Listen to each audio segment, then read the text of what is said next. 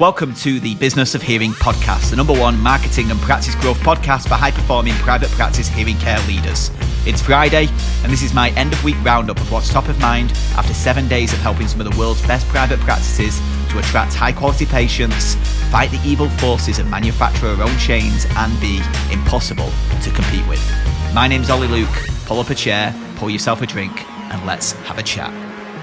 Hello. This is Dr. Nancy Duncan. I'm here with Under the Hood. That's our podcast that looks into the dark depths of working in an audiology practice, starting a practice, managing a practice, and all the fun that comes along with that, the good, the bad, and the ugly. And today I'm honored to be here with Dr. Annette Stephenson. She is the owner and founder of Cayman Hearing Center in the Cayman Islands, and she's been doing so since 2007. So welcome, Annette.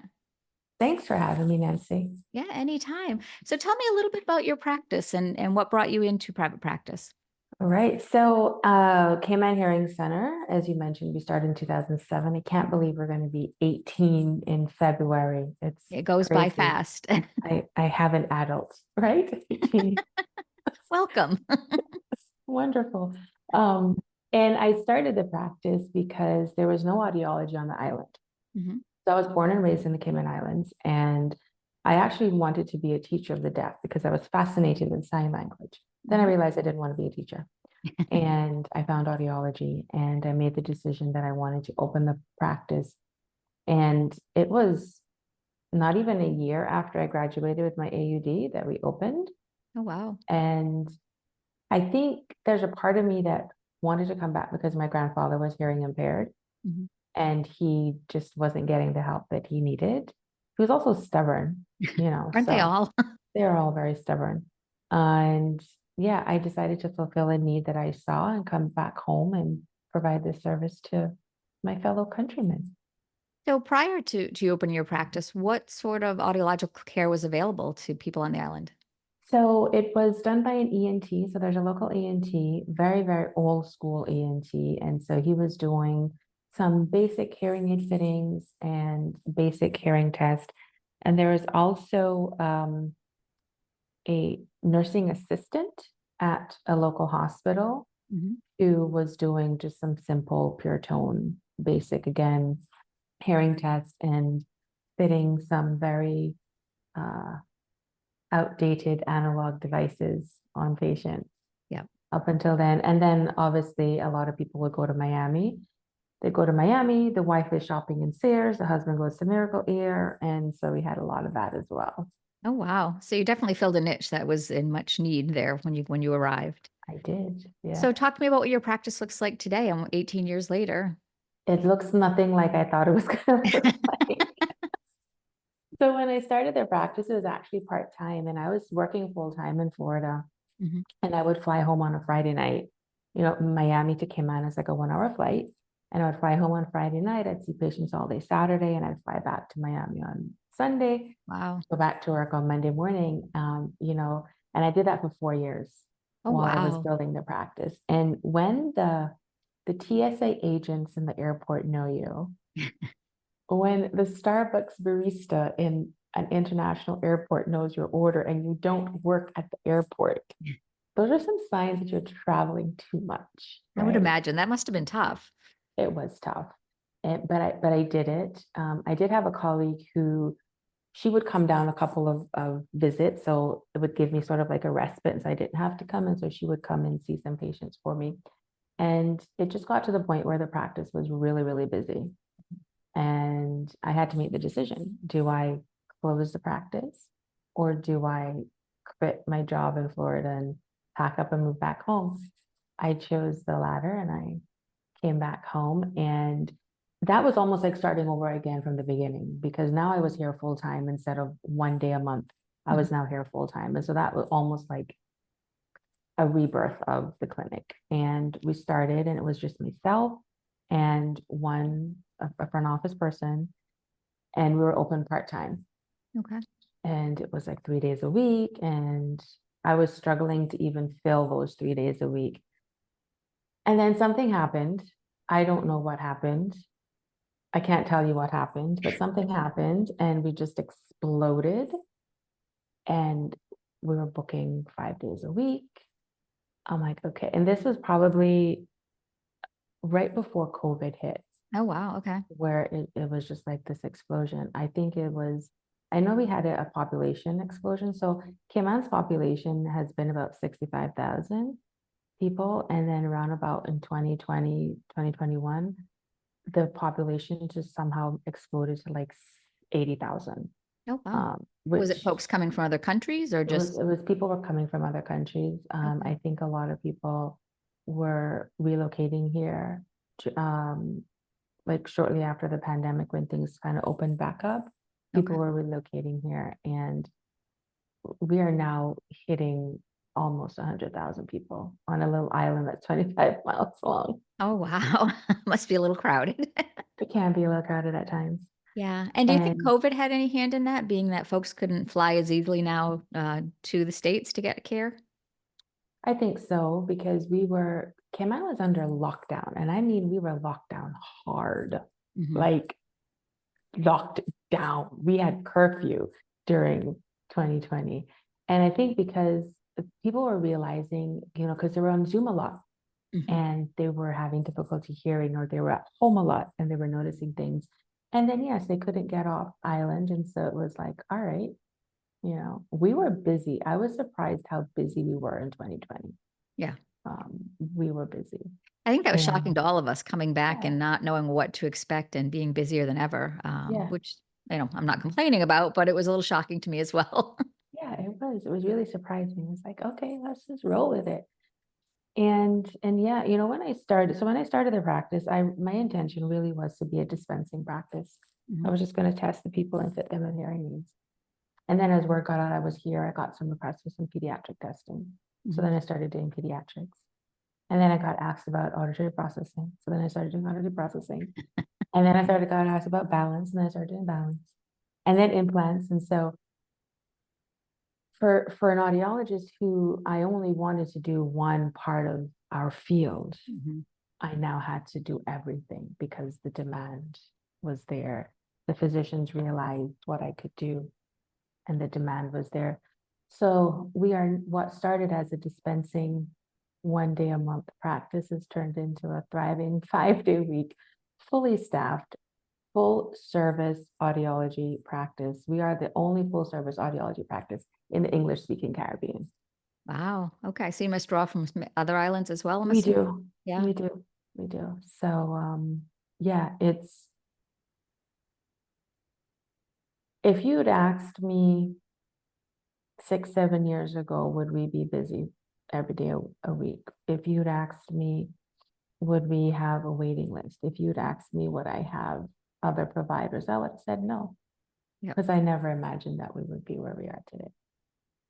So sometimes we get dragged in directions we never expected, right? I think that's All the part of the time. journey, is just being fluid, going wherever you're expected. Yeah, exactly. All the time. So what do you have for staff now? I'm assuming when it started, you said it was just you and a front office person. And Yes. now what's your staff look like? So my staff right now, I have another audiologist, Mhm. and I have a patient care coordinator. I have an audiology assistant. I have a billing person, and I mean, I guess you can say she's staff. We have a 4th-year extern with us, our first 4th-year extern. Yeah. So that's been fun. And then I have a part-time accountant, which is my mom. She's on the payroll. It matters. She's kind of on the payroll. Yeah, She gets a good Christmas gift. It's fine. she does. She does. Yeah. So that's what the staff looks like now. And it still baffles me that what started as me by myself Mhm. with a black appointment book and a little cell phone Yep. that would be passed around to different family members when I was not on island, when I was at work in Florida, into what it is today. I'm still in awe at times, and I'm like, how in the world? Yeah. I mean, that's how I started as well. It was myself. My husband would get off of work. He'd work kind of overnights, and he'd come and sit at the front desk, sometimes napping at the front desk. And he finally got fired when he napped on the waiting room floor. And I was like, all right, it's time for you to stop. Um, and I'm at 21 years later, and same thing. You look and it feels like it was just yesterday. You remember it so vividly. So it does. Thankfully, it keeps you grounded, though. Yeah, it does. Realizing where you came from. Yeah. And what is healthcare like there on the island in that different from the States? You worked in the States, and so you've kind of seen both sides of it. What would you say some of the biggest differences are? Access to care is a lot more easy. It's easier access to care. The health insurance has better coverage for audiology services. We don't have third party nonsense. We don't have that. You're very lucky. We also have no OTC nonsense either. Okay. But yeah, access is a lot better. Patients typically don't need a referral to come to see us, so we are direct access, and hearing aids are covered by the majority of our insurance companies. So our system is very similar to the US as far as the insurance and the billing and the CPT codes and that sort of, it's very much fashioned after that, even though Cayman is a British territory. For whatever reason, our healthcare system is fashioned after the US Okay. system, which is very interesting. And does the insurance cover them in full, or is that sort of some of it's out of pocket? Some of them cover it 100%, and some of them, they do have a out-of-pocket portion to pay. Oh, well, that's great though. I mean, I wish most of ours covered more and not did the whole third party bit, but that's another road I'm not going to go down at the moment. No. Hopefully it stays that way for you all there. I think so. So now that you've been doing this 18 years, looking back and over your journey, how would you define a high performing practice? What in your mind speaks to that? And everybody has their own definition of what a high performing or what success looks like. And for me, my definition is a high performing clinic is when you have a team that are functioning as one unit. And when your patients are so over the moon ecstatic with the level of service that they've received, that they just want to spread the word. I don't look at the numbers. To me, that doesn't define a high performing clinic, but it's the feeling and the experience that the patients have when they walk through my doors. Yeah. When you walk through the doors at Cayman Hearing Center, you don't feel like you're in a doctor's office. You don't feel like you're in a healthcare facility. It feels like a spa. Oh, nice. It feels a little bit like an art museum, because what I have is I have some artwork from local artists that I had printed on some sound absorbing canvas material. Okay.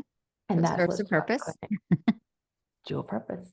So you will not see, there is no industry paraphernalia around. There's nothing to give you any indication that this is an audiology practice. And we just have, so in Cayman, there's a phrase that was coined by our tourism ministry called Cayman Kind.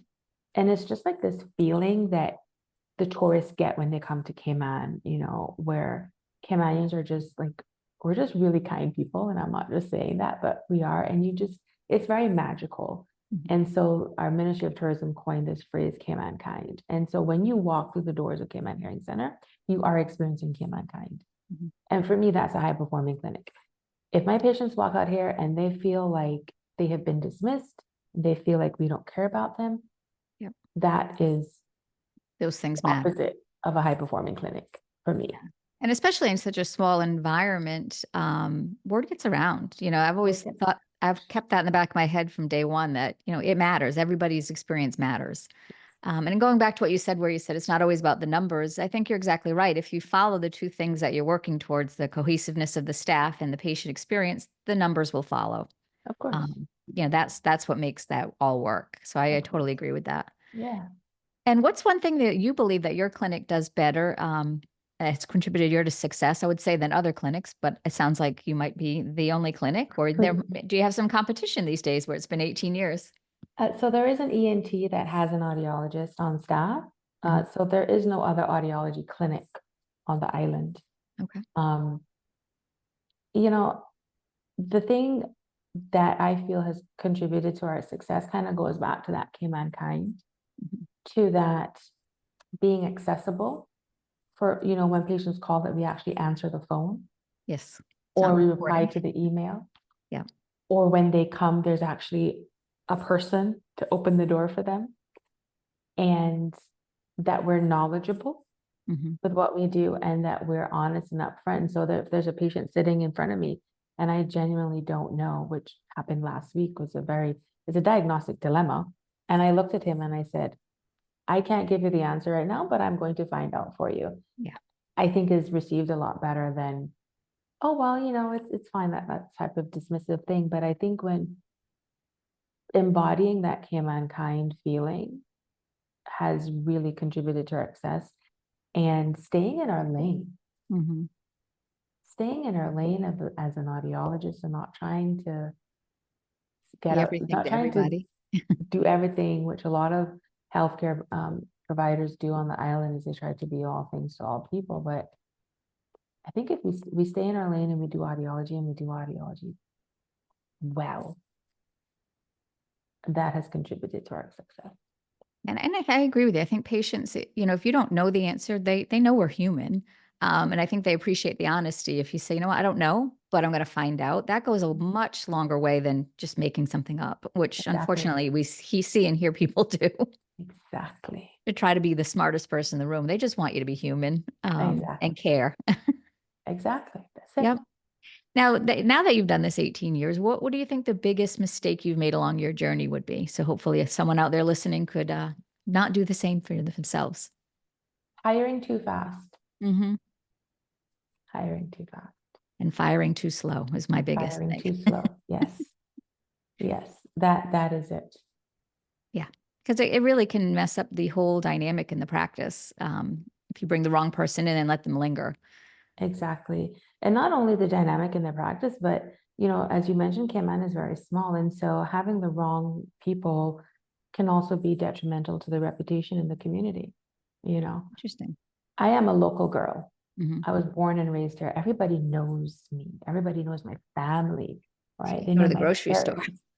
Yeah, I can't hide. I remember when I lived in Florida, and where I worked was about a 20-minute drive from where I lived. And so I didn't run into patients in, Publix or Lowe's or something. But here, like, I have patients that are my neighbors.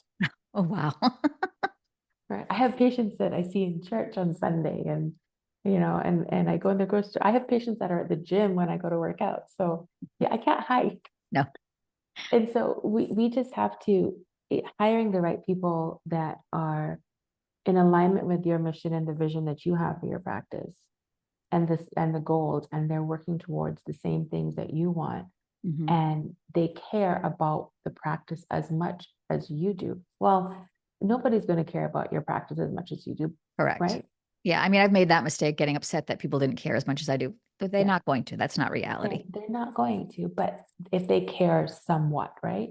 Correct. And having those right people is going to go a long way. And so that's my biggest mistake. If I could go back in time, I would change my hiring. Yeah. Same. And I would let people go quicker. Allison Lukenga from Utah, one of the things she said one time at a meeting I was at was, honesty is kindness. And sometimes being honest and saying this isn't a good fit, the person's even relieved on their end. And so, I think that's kind of the mantra that I follow at this point. Yeah. And then also saying, like, if you're not going to let them go, what are you preventing them? Right. Like, you're blocking holding them their back greatness. from. You're holding them back from something. And so we've got to look at it like that too. Yeah, exactly. I agree. And what do you think's the best decision you've ever made in your 18-year journey as a practice owner? Starting the practice. Yep. If you're like me, I have bad days, but still never look back. No, never look back. Yeah, the best decision that I've made.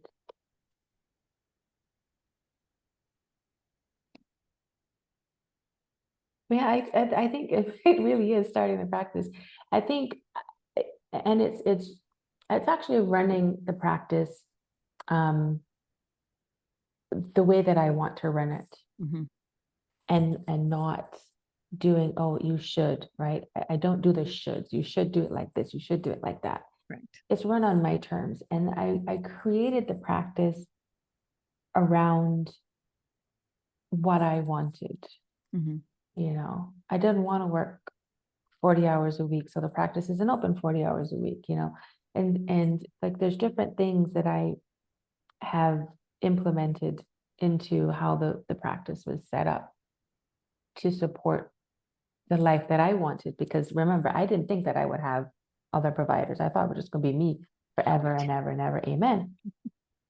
But I think that was one of the good best decisions that I've made. And I think the other one is not micromanaging. Mm-hmm. That can be hard at times because some people almost force you to. Yes. They want to be micromanaged on some level, and I like autonomy with my staff, and it's hard sometimes when you have that battle. Yeah. And just like, I'm going to say it, and I don't know if it makes sense, but it's just like letting the practice go where it's going, Mm-hmm. and not try to control it. But obviously, like, if I see where we might be going down a path that we just need to course correct a little bit, but not having that, I guess that's micromanaging in a sense, just like holding the reins very tightly. Yeah, it's not really, because I mean, the way I look at it, it's sort of like when you go to the bowling alley and you see the kids, they put up those blow up things in the gutters. Yeah. I want to be those things where the practice has its range between there, but I'm just keeping it safe and Yes. efficient. That is it. I'm keeping it in the right path, but not driving the path solely. Yeah. Oh, actually, this has popped in my head, and I don't know why I didn't think about it before. I hired a private practice advisor Mm-hmm. in the end of 2023. I think that is probably the best decision that I made, is hiring a private practice advisor, somebody who has experience in running a private practice, because they don't teach us that in school. No, They teach us not how at to all. be clinicians. They don't teach us how to be private practice owners. And having this person who is readily available to me if I need the support or the assistance or the, OMG, this happened and this is happening with the team, or this is happening with the clinic, and just having that advice and support has been, that has allowed me to shift from being a business owner to a Mhm. CEO. Yeah. Yep. And I think a lot of folks make the mistake of not wanting that outside help. I've had the same advisor since 2008. And it's nice to have that person above you, because when you're in charge, there's nobody for you to bounce ideas off of. Right. You're it. And there's nobody to answer this, oh my gosh, this is happening, what do I do question. Everybody's looking at you and you're going, I don't know either. I don't know what's going on. So it's nice to have that person outside of in mine's outside of the industry, which is nice because he'll come up with unique ideas that I didn't even think of because I'm stuck in the audiology tunnel. Exactly. So I think that's an excellent point, that it's nice to bring in people outside so that you don't have to be the only person everyone's looking to. Exactly. You have someone to rely on as well, which is huge, because it's no fun at the top when you're alone. No, it's not. It's very lonely. Especially during the pandemic. And everybody's like, so what are we going to do now? I'm thinking, well, I don't know. This is new for me too. We wash our hands and wear masks. I don't know. Right. Let's all hope for the best today. Let's go forward. And I'm going to ask you this from a local standpoint for yourself as well as global. But what do you believe the future of private practice hearing care is? Let's start with globally first, because you don't have right now to deal with the OTCs and the third party and all of that. But what do you see it in a whole looking like? I feel that we're going to take a shift, and this can even be locally as well. I feel that we're going to shift and we're going to be focused more on the whole person and not just treating a box, the graph, with some X's and O's. Yeah, and just looking at their ears. And looking at the ears. I think we're going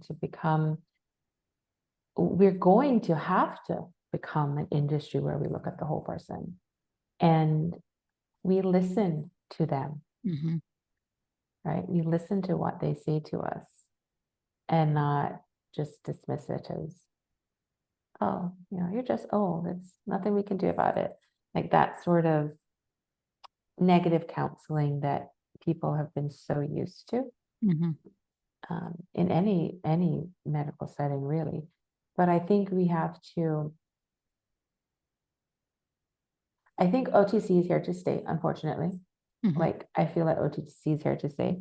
I can't speak to anything like in North America as far as like access and stuff like that, but I think OTC is here to stay. So I think we have to, as an industry, we're going to just have to embrace it. If you haven't embraced it, we're going to have to, because I don't feel that's going anywhere. And we're just going to have to see how we can make it fit Right. in our practices. Well, because And I think people panic and think, well, that's going to take away from us. It doesn't take away from us. no, Like, even if doesn't. for just prescription hearing aid, we still have to have all the knowledge behind it to make it work Yeah, for that person. yeah. Like, just relax. You Right. know, maybe it's the island vibe, and I'm just like, so what do you want to do? Don't worry about it. Don't worry, just be happy, right? What does that I song need go? you to Don't come to worry. my office and tell my staff that they're all very high strung. No, it's just, it's just interesting when I was, because I worked in Boca Raton, Florida, Mhm. and when I first came back home, I was in that like high strung mode, and it took me a minute to get back to the island vibe where patients are never on time, Mhm. Oh, and they will never be on time. And my this OCD would kick in.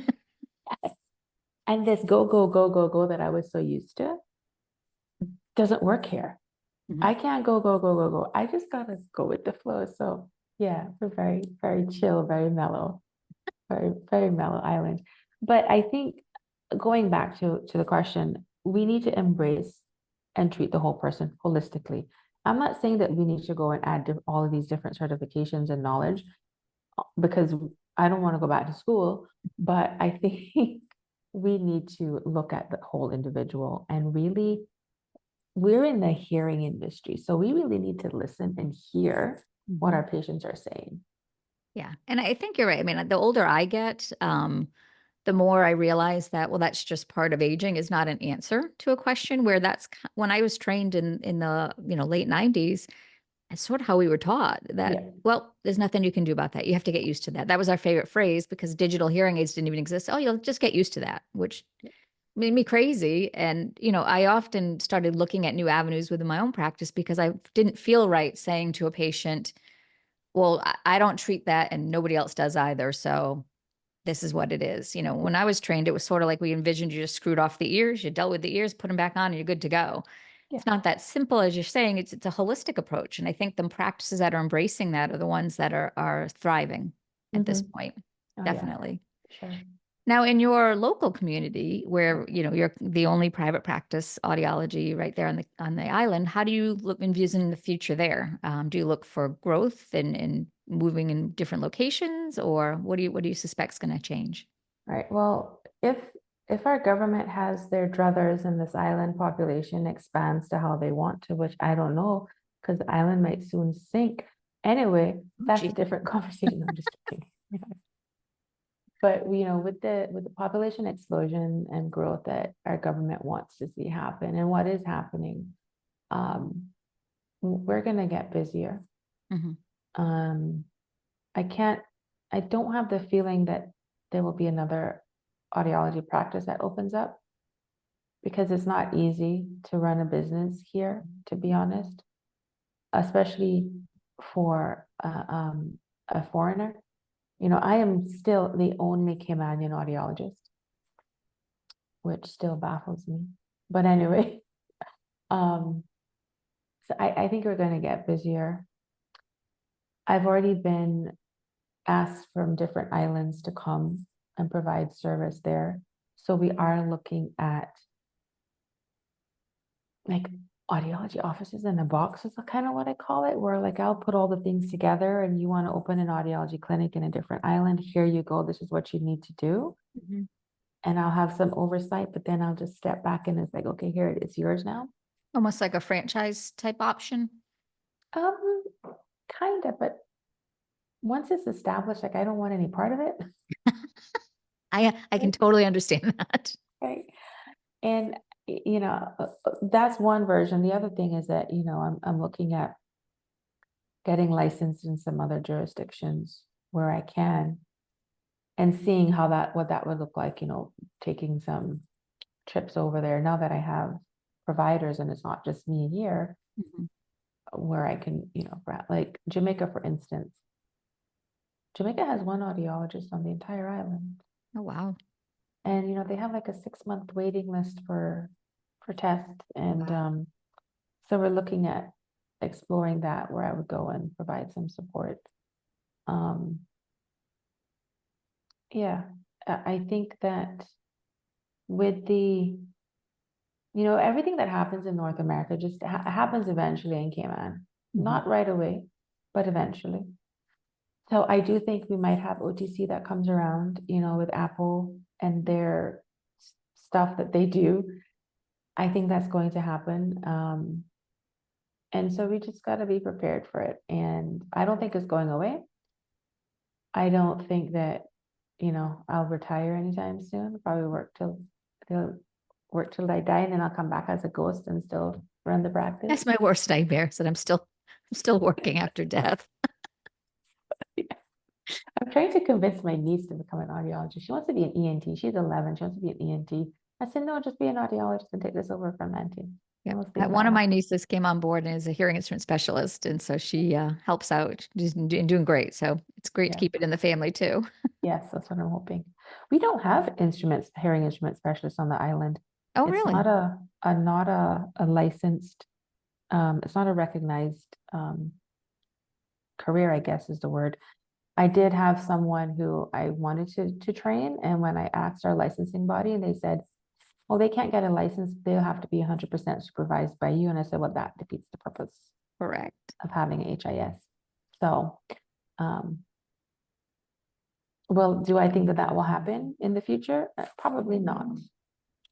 I don't You think they would open it up to something like that where there's such a need on all the islands for care? I would think, but